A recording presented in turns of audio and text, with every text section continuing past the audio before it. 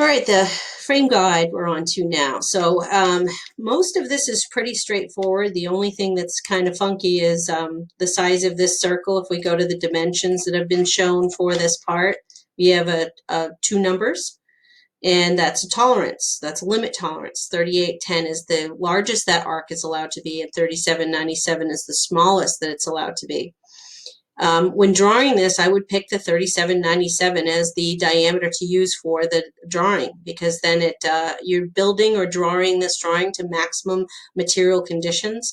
And later on, when we add dimensions to this, we add a tolerance dimension to it, it's going to be a lot easier to calculate the upper limit if one of the numbers for this arc is set to that maximum material conditions value. So again, let's reiterate.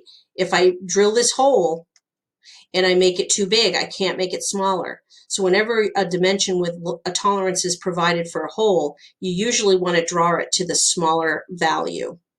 And that way you're drawing it to maximum material conditions. Okay, so that's I think one of the only little challenges for this frame guide. And then I just wanted to point out how to deal with those fillets. So if I show you the list of this object here, it has a radius of 1895, but if we list its diameter, where is the diameter? It's not showing, so let's list it. I think it will show the diameter if we list it. I always thought it showed the diameter in properties, but I guess not. So let's do a diameter.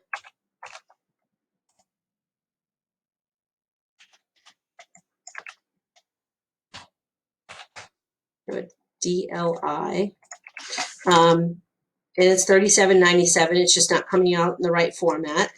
If you set up the dimension style properly, however,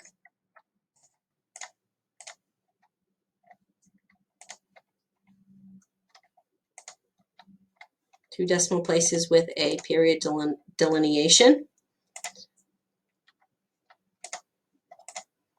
Let's set that to that dimension style. Then you get the correct dimension for that arc. If you did want to use this as a diameter dimension, by the way, we can double click on it and add as a symbol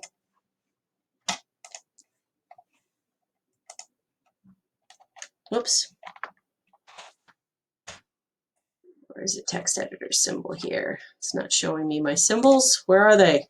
All right, well, I'll add as a symbol what I know is the override. %% will give you a diameter symbol in front of that dimension. Okay?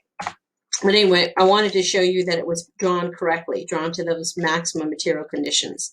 Now, how did I locate this line and this line? After these fillets, it's hard to decide where to put them. I'm going to show you if we delete the fillet and fillet using no fillet radius, that the line goes from the intersection of that original arc and line.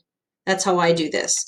Because this is a theoretical location for this line. We usually don't project filleted edges, but if we didn't project this fillet edge, it would be confusing. If we just showed this drawing like this, it would seem like some features are missing. So you place the lines.